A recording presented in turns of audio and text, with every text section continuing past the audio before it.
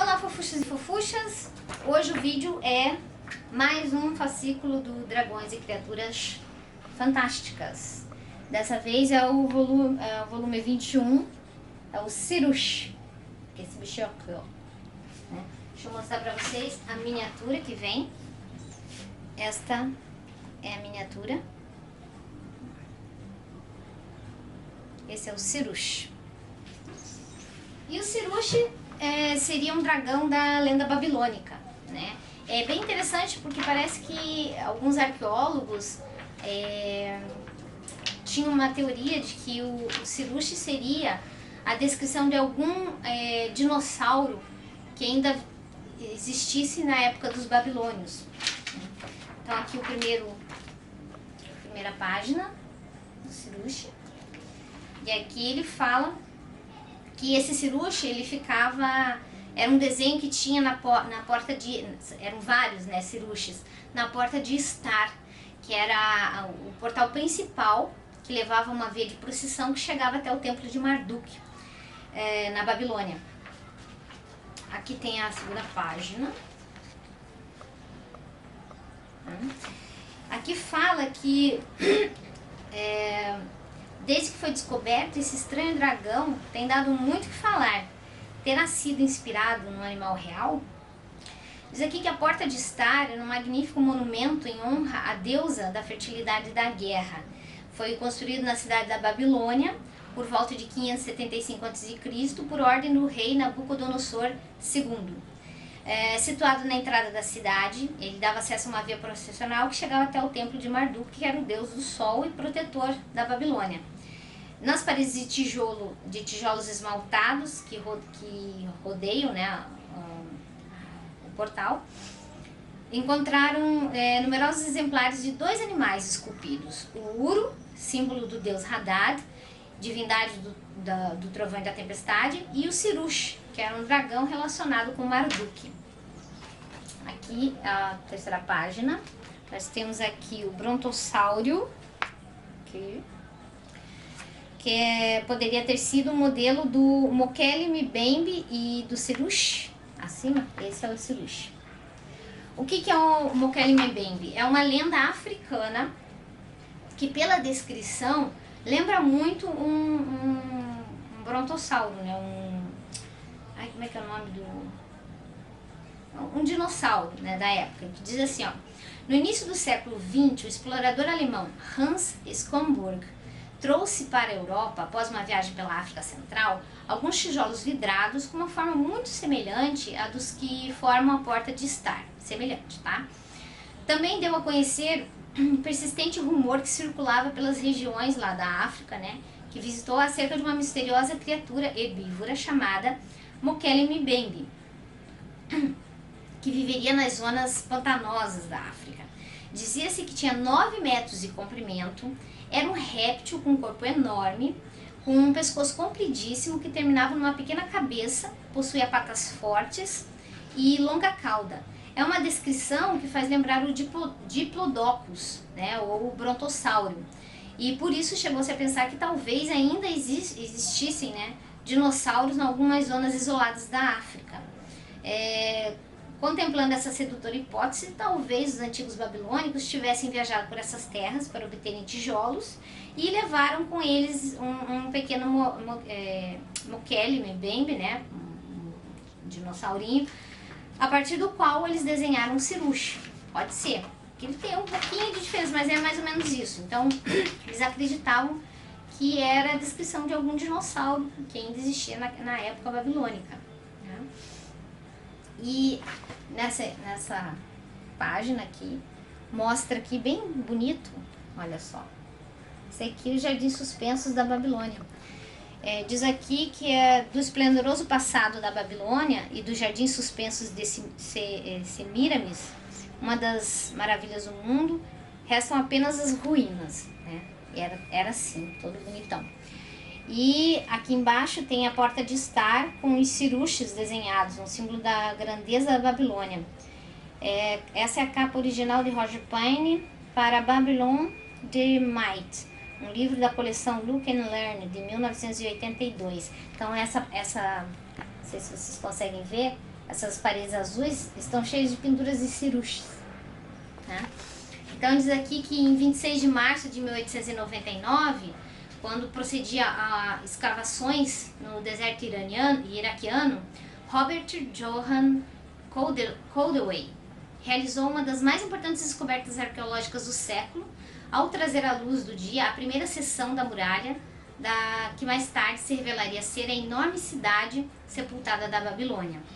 Durante os 18 anos seguintes, desenterrou da areia vestígios extraordinários, entre os quais a fabulosa Porta de Estar, o Palácio de Nabucodonosor, os famosos jardins suspensos de Semiramis, que era uma das 7 maravilhas do mundo, e o Templo de Marduk, que inspirou a Torre de Babel bíblica. Na sua época de esplendor, a Babilônia tinha, segundo as palavras de Heródoto, um perímetro de 480 estádios, ou seja, pouco mais de 85 quilômetros. Ainda de acordo com o historiador grego, no circuito da muralha há ainda 100 portas, todas elas de bronze, tal como as ombreiras e os lintéis. Muito interessante, né? Então, são resquícios arqueológicos bem legais. A diferença do Mokele para o Ciruche é que o Ciruche, ele não se parece muito com um dragão, né? Com qualquer outro dragão. A silhueta é esbelta, né? Totalmente coberta de escama. Tem uma cabeça de serpente adornada com chifres em espiral que se destaca na extremidade de um pescoço comprido. Corpo de réptil, patas traseiras com garras de águia e tanto as patas dianteiras como a cauda são de leão. Então é uma criatura um pouquinho diferente do que foi descrito na África, né? Mas o mais interessante é que é um animal que ele sempre é desenhado da mesma maneira. Então, por isso que eles desconfiam que talvez fosse baseado em algum animal de verdade, né? Porque os outros animais lendários, cada artista fazia do seu jeito, né? Mas o ciruche era sempre desenhado da mesma forma. Aqui tem, então essa é a lenda do ciruche, né? Quem sabe não foi inspirado em algum dinossauro. E aqui nesta página de Dragonologia vai falar sobre a história da Dragonologia. Eu achava que era brincadeira, mas realmente existem pessoas que estudam Dragonologia. Diz que a humanidade sentiu desde sempre uma enorme paixão pelos dragões e tem tentado desvendar os mistérios dessas criaturas fabulosas.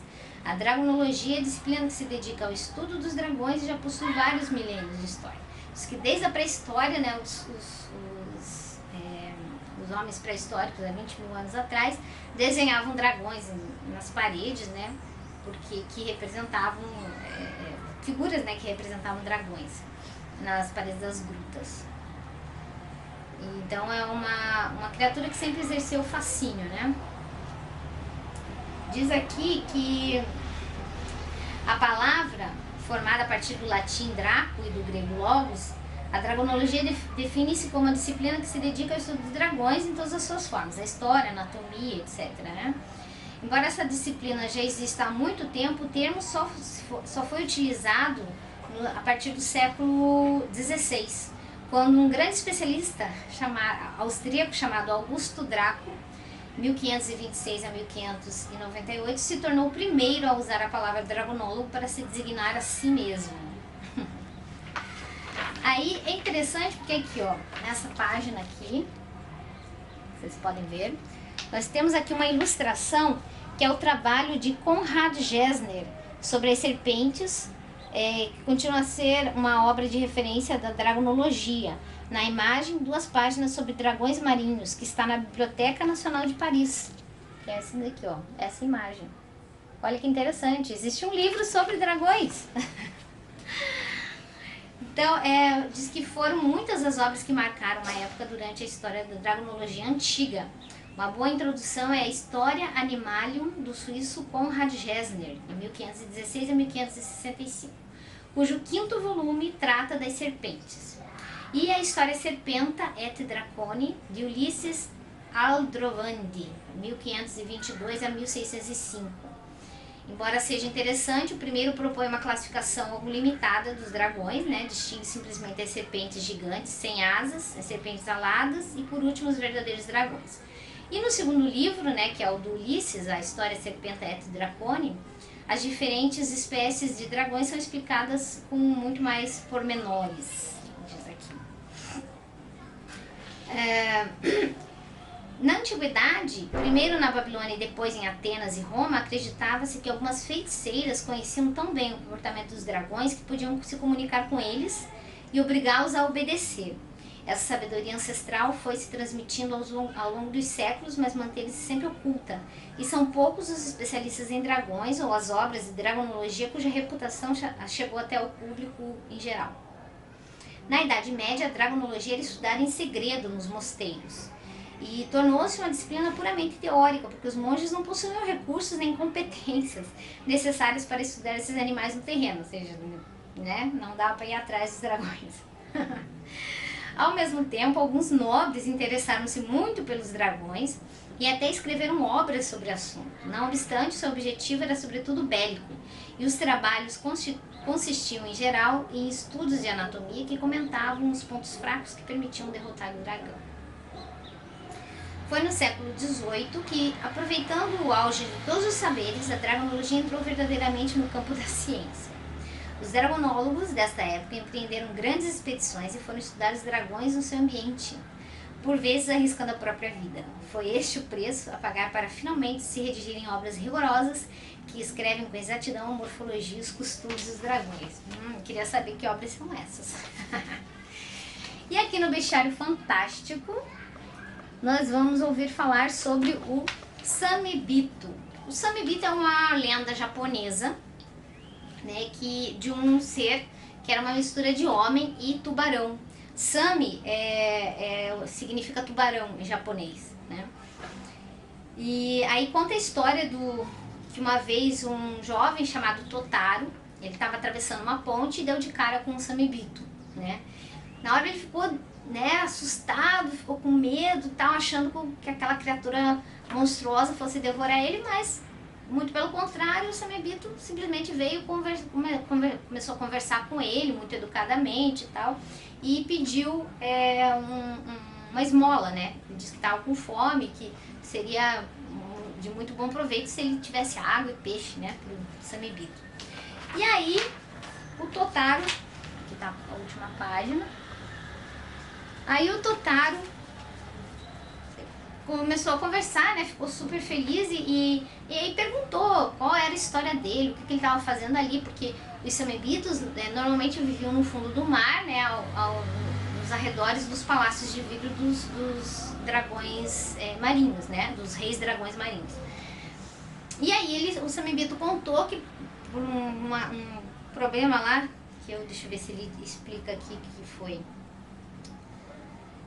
Parece que devido a um erro insignificante ele tinha sido expulso do reino lá do fundo do mar e que agora ele estava vivendo ali na superfície, não tinha muito o que fazer. Aí o Totaro ficou com dó e resolveu oferecer o lago profundo que tinha no jardim dele e o Samebito foi morar lá.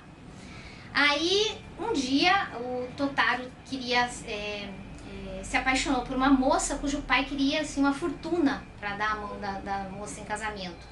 E aí o Samebito que ajudou o Totaro a conseguir toda essa fortuna e o Totaro conseguiu casar com a moça e foi muito feliz para sempre, certo? Então tá aqui a última página e é isso. Esse foi o 21º volume do Dragões e Criaturas Fantásticas.